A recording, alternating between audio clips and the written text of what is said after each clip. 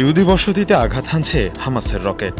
11 দিনের সংঘাতে ইসরায়েলের নানা প্রান্তে প্রায় 4000 রকেট ছুড়েছে হামাস, যাতে প্রাণ গেছে 12 ইসরায়েলির। আবারও ফিলিস্তিনিদের উপর হামলা চালিয়েছে ইসরায়েলি বাহিনী। হামলায় 3 জন ফিলিস্তিনি আহত হয়েছে এই পর্যন্ত। অন্যদিকে হামাস নেতা স্পষ্ট ঘোষণা দিয়েছেন, ইসরায়েল যদি যুদ্ধবিরতি লঙ্ঘন করে এবার ইসরায়েলকে চরম মূল্য দিতে হবে। পৃথিবীর 25টা দেশ ইসরায়েলের এই নৃশংস হামলাকে সমর্থন দিয়েছে, আর সেই 25টা দেশকে ইসরায়েলের পক্ষ থেকে শুভেচ্ছা জানানো হয়েছে। প্রিয় দর্শক, আজকে থাকছে বিস্তারিত প্রতিবেদন। আশা করি পুরো ভিডিওতে আমাদের সঙ্গেই থাকবেন।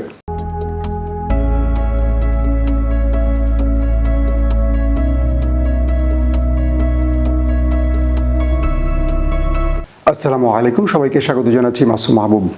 প্রিয় দর্শক, টানা 11 দিনের যুদ্ধ শেষে মোটামুটি শান্তি বিরাজ করছে ফিলিস্তিনে। ইতিমধ্যে ফিলিস্তিনিরা আনন্দ মিছিল করেছেন। এরই মধ্যে হঠাৎ করে আবারও একটি শহরে ফিলিস্তিনিদের উপর হামলা করেছে ইসরায়েলি বাহিনী। সে হামলায় 3 জন আহত হয়েছে বলে আন্তর্জাতিক গণমাধ্যমগুলো জানিয়েছে। ফিলিস্তিনের পশ্চিম তীরে ইসরায়েলি বাহিনীর সঙ্গে ব্যাপক সংঘর্ষ চলছে। সংঘর্ষে এ পর্যন্ত 3 ফিলিস্তিনি যুবক আহত হয়েছেন। খবরে বলা হয়, ইসরায়েলের দখলদার বাহিনীর বিরুদ্ধে স্থানীয় কারফ কুদুস গ্রামের যুবকরা টায়ার জ্বালিয়ে বিক্ষোভ করে। কারফ কুদুস গ্রামটি ইসরায়েলি দখলদারদের বিরুদ্ধে লড়াইয়ে পশ্চিম তীরের গুরুত্বপূর্ণ একটি এলাকা। প্রায় প্রতিদিনই এখানে ফিলিস্তিনি ও ইসরায়েলি দখলদার বাহিনীর মধ্যে সম্মুখ লড়াই হয়। এর আগে 11 দিনের লড়াই শেষে ফিলিস্তিনের গাজায় অব্যাহত হামলার পর হামাসের সঙ্গে ইসরায়েলের যুদ্ধবিরতি হয়েছে।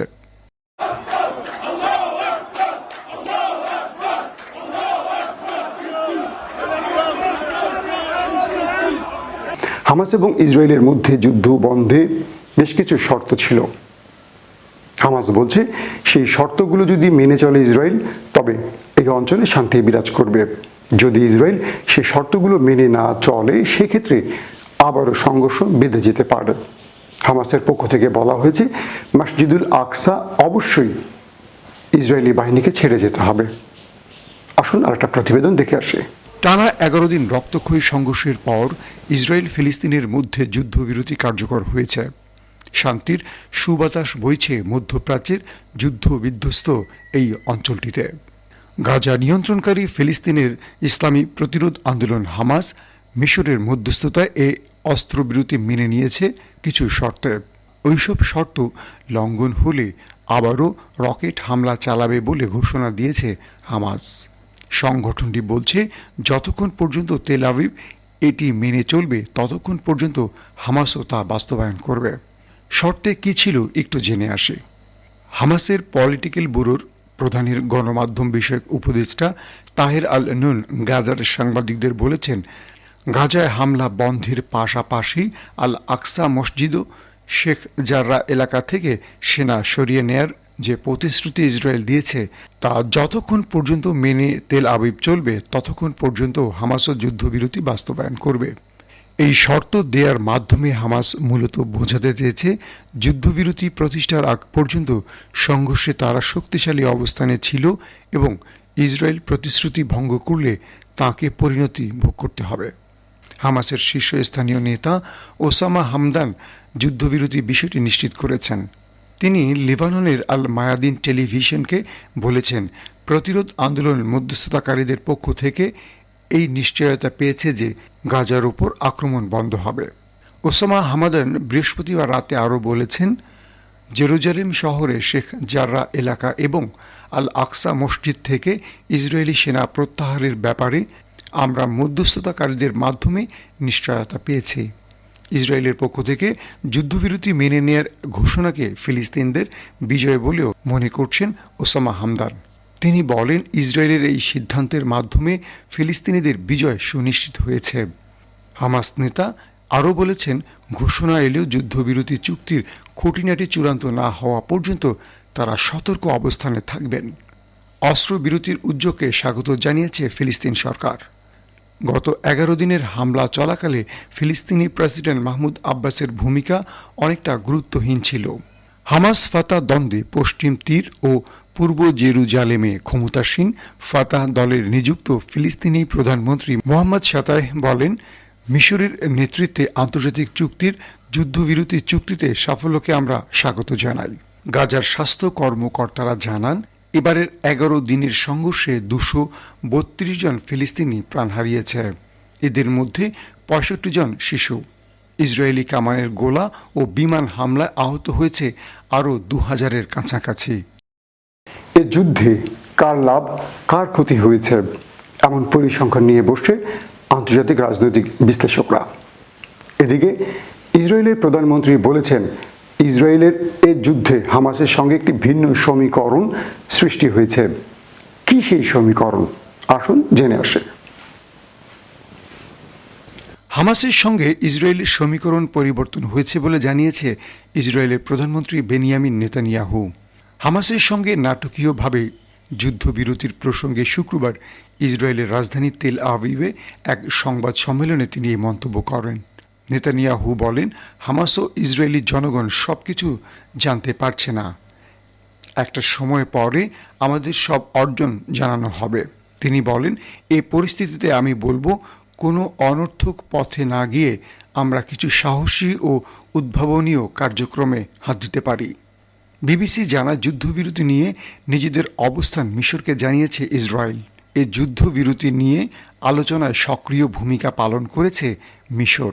এর আগে ইসরায়েলি প্রধানমন্ত্রীর সিনিয়র উপদেষ্টা মার্ক রিগেভ জানিয়েছেন, নির্দিষ্ট শর্তে যুদ্ধবিরতি চুক্তি হতে পারে।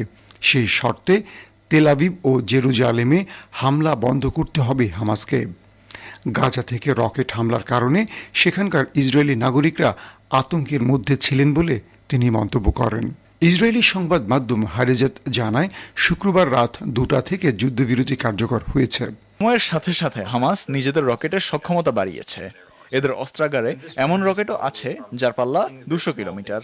এসব রকেটের লক্ষ্যভেদী সক্ষমতাও বাড়ানো হয়েছে, যার কারণে আয়রন ডোমকেও পাল্লা দিতে পারছে এসব রকেট। ফিলিস্তিনিদের উপর ইসরায়েলের এই ন্যাক্কারজনক হামলায় পৃথিবীর 25টা দেশ ইসরায়েলকে সমর্থন দিয়েছে। আর যে 25টা দেশ ইসরায়েলকে সমর্থন দিয়েছে তাদের শুভেচ্ছা জানিয়েছে ইসরায়েলের প্রধানমন্ত্রী বেনিয়ামিন নেতানিয়াহু। দর্শক, চলুন জেনে আসি সেই 25টা দেশের নাম। ইসরায়েলের একের পর এক ক্ষেপণাস্ত্র ও বিমান হামলায় মৃত্যুপুরীতে পরিণত হয় গাজা। 11 দিন ধরে চলা যুদ্ধে প্রায় 250 মানুষ প্রাণ হারিয়েছে। নিরাপদ ফিলিস্তিনিদের উপরে নৃশংস হামলা ও আগ্রাসনে ইসরায়েলকে সমর্থন দিয়েছে বিশ্বের 25টি রাষ্ট্র। এসব দেশের প্রতি কৃতজ্ঞতা জানিয়েছে ইসরায়েলের প্রধানমন্ত্রী বেনিয়ামিন নেতানিয়াহু। গত শনিবার এক টুইটার বার্তায় সমর্থনকারী দেশগুলোর পতাকা ইমোটিন প্রকাশ করে তাদের প্রতি কৃতজ্ঞতা জানান বেনিয়ামিন নেতানিয়াহু। 25টি রাষ্ট্র হল যুক্তরাষ্ট্র, Albania, Australia, Austria, Bosnia and Herzegovina, Brazil, Bulgaria, Canada, Colombia, Cyprus, চেক Republic, Georgia, Germany, Guatemala, Honduras, Hungary, Italy, Lithuania, Moldova, Netherland, Macedonia, Paraguay, Slovenia, Ukraine এবং উরুগুয়ে। ইসরায়েলকে সমর্থনকারী দেশগুলোর পতাকা শেয়ার করে টুইটার বার্তায় নেতানিয়াহু লেখেন, ইসরায়েলের পাশে জোরালোভাবে দাঁড়ানো এবং সন্ত্রাসী হামলার বিরুদ্ধে আমাদের আত্মরক্ষার অধিকারকে সমর্থন করায় আপনাদেরকে কৃতজ্ঞতা জানাই। এদিকে এসব দেশের তালিকায় নেই ভারতের পতাকা, যদিও ভারত ইসরায়েলকে সমর্থন দিয়েছিল। ঠিক কী কারণে ভারতকে ইসরায়েল এই তালিকায় রাখেনি, এটি নিয়ে ভারতের নাগরিকদের মধ্যে অসন্তোষ সৃষ্টি হয়েছে। অনেকেই বলছেন ভারতকে পাত্তাই দিল না ইসরায়েল। প্রিয় দর্শক, আন্তর্জাতিক বিশ্বের সর্বশেষ আপডেটগুলো অবশ্যই পেতে আমাদের ওপেন দ্য আইজ ইউটিউব চ্যানেলটি সাবস্ক্রাইব করবেন। আমরা নিয়মিত আপনাদের আপডেট খবরগুলো পৌঁছে দিব। পাশাপাশি আমাদের ফেসবুক পেজটি লাইক এবং ফলো করবেন। আশা করি প্রত্যেকেই ভালো থাকবেন, সতর্ক থাকবেন। আল্লাহ হাফেজ।